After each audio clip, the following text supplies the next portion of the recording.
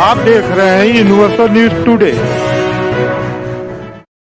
नमस्कार, मैं विनय शर्मा दिन भर की खबरों के साथ। उत्तर प्रदेश में विधानसभा चुनाव के दूसरे चरण में 14 फरवरी को 55 सीटों पर सुबह 7 बजे से शाम 6 बजे तक मतदान होगा, जिसके लिए आज पोलिंग पार्टियां बूथों के लिए रवाना हो गई। केरल में प्रारंभ हुए हिजाब का मामला पूरे देश में तूल पकड़ता जा रहा है। पूर्व मुख्यमंत्री महबूबा मुफ्ती व फारूक अब्दुल्ला ने हिजाब पहनने के पक्ष में दलील दिया है। महबूबा ने कहा है कि भाजपा सिर्फ हिजाब ही नहीं बल्कि मुसलमानों के तमाम निशानियों को खत्म करने पर तुली हुई है। के लिए हो रहा है। दूसरा, ये यहाँ नहीं रुकेगा। इसके बाद जो हमारी और निशानियां हैं उनको अटैक किया जाएगा, क्योंकि ये चाहते हैं कि हमारे लिए जो हिंदुस्तान के मुसलमान हैं उनके लिए हिंदुस्तानी होना काफी नहीं है, उनके लिए बीजेपी होना ज्यादा जरूरी है, जो वो बनना नहीं चाहते हैं। वरिष्ठ समाजसेवी अन्ना हजारे ने महाराष्ट्र सरकार को राहत दी है। शराब नीति के विरोध में आंदोलन करने वाले अन्ना हजारे ने आंदोलन न करने के लिए कहा है। गृह मंत्री अमित शाह ने पटियाला में एक जनसभा को संबोधित किया। उन्होंने जनसभा को संबोधित करते हुए कहा कि 3 मुद्दों की जरूर बात करना चाहता हूं। सबसे पहला मुद्दा है सुरक्षा। पंजाब सरहदी प्रांत पाकिस्तान सटा हुआ है। पंजाब के भाइयों बहनों, सत्ता ऐसे हाथों में दीजिएगा जो पंजाब और देश की सुरक्षा को मजबूत करे, दुश्मनों को उंगली करने का भी मौका न दे, ऐसे हाथों में सत्ता देंगे। मुझे जब मोदी जी की मिनिस्ट्री में मंत्री बनाया गया, मोदी जी के द्वारा दूसरे दिन पोर्टफोलियो अलॉट हुआ, गृह मंत्रालय मिला, बाद में ब्रीफिंग हुई। मेरे मन में सबसे ज्यादा चिंता थी कि पंजाब में कांग्रेस की सरकार है, क्या होगा। शाम को ही कैप्टन साहब से बात हुई, मैं रिलैक्स हो गया और मैं आपको बताना चाहता हूं सार्वजनिक रूप से, 2 साल तक देश की सुरक्षा को छूते हुए जितने भी मुद्दे आए, कैप्टन अमरिंदर सिंह ने कंधे से कंधा मिलाकर उसका सामना करने का काम किया। दलगत राजनीति से ऊपर उठकर कैप्टन साहब की मजबूरी मैं जानता हूं, उनके आकाओं को पहचानता भी हूं। जब कैप्टन साहब भारतीय जनता पार्टी की सरकार को राष्ट्रीय सुरक्षा के मुद्दे पर समर्थन करते होंगे, तब इनको कितना सुनना पड़ता हो मुझे मालूम है। मैं उनको अच्छे तरीके से परिवार को जानता हूं, शायद अब तो कैप्टन साहब भी जान गए हैं, मगर फिर भी कोई भी चीज आड़े नहीं आती थी और कैप्टन साहब चट्टान की तरह देश की सुरक्षा के साथ खड़े रहते थे।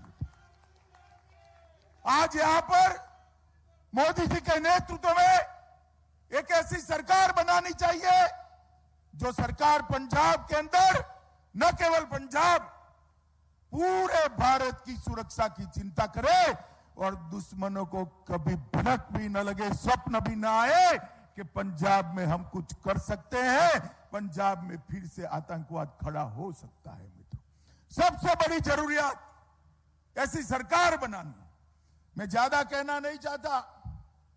केजरीवाल जी आए हैं, गत चुनाव के सारे वीडियो डाउनलोड कर देख लेना। मित्रों, देश की सुरक्षा ये लोग नहीं कर सकते। देश को सुरक्षित केवल और केवल नरेंद्र मोदी जी के नेतृत्व में एनडीए कर सकता है। दूसरा हमारा मुद्दा है नशे का।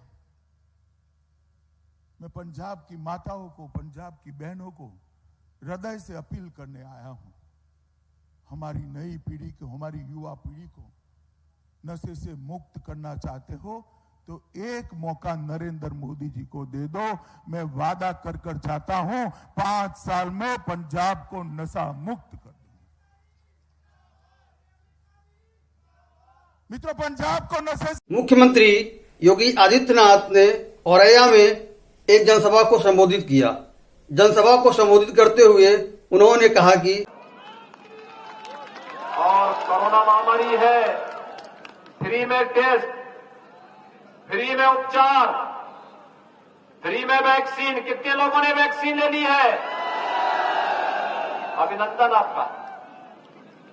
आपने तो वैक्सीन लेकर के जो लोग वैक्सीन के खिलाफ दुष्प्रचार कर रहे थे उनको करारा जवाब दिया है। लेकिन भाइयों बहनों, अगर इस वैक्सीन ने आपकी जान को कोरोना महामारी में बचाया है तो आपका जवाब तब होगा जब आपका वोट की चोट उन विरोधियों के पर बहुत जोरदार तरीके से लगेगा।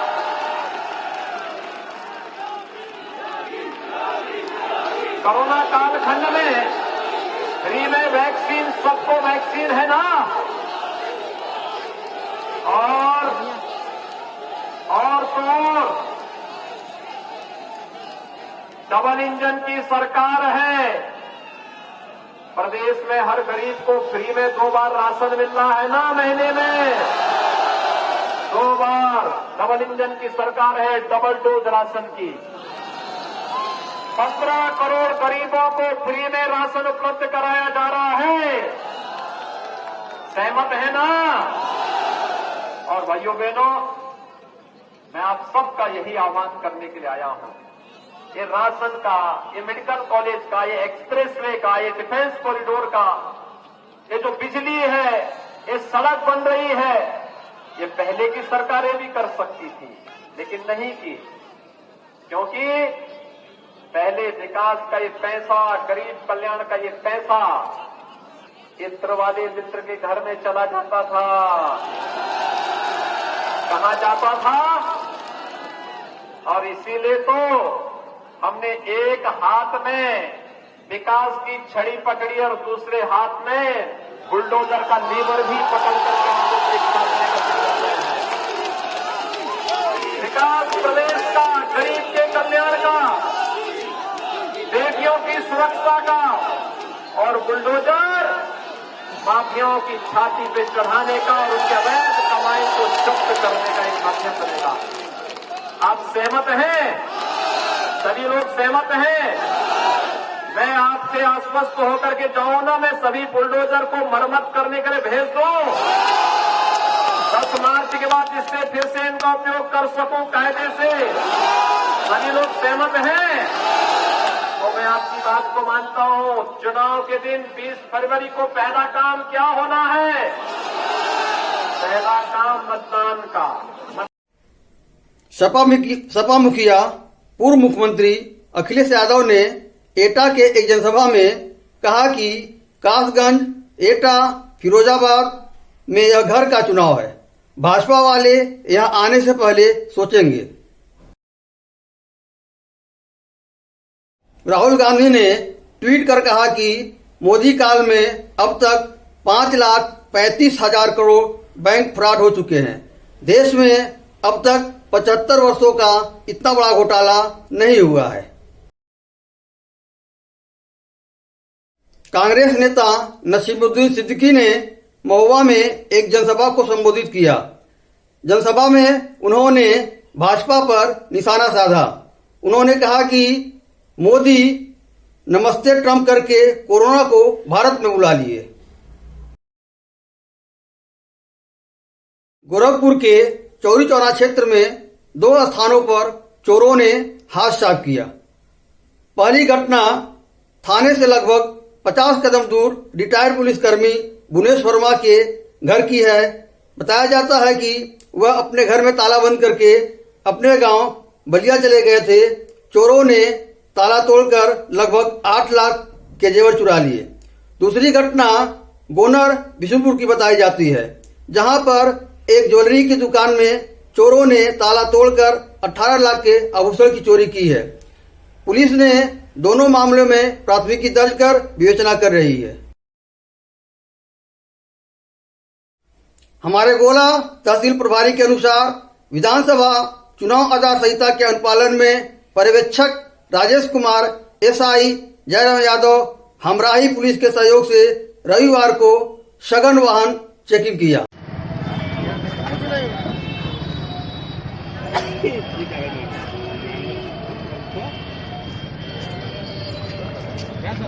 हाँ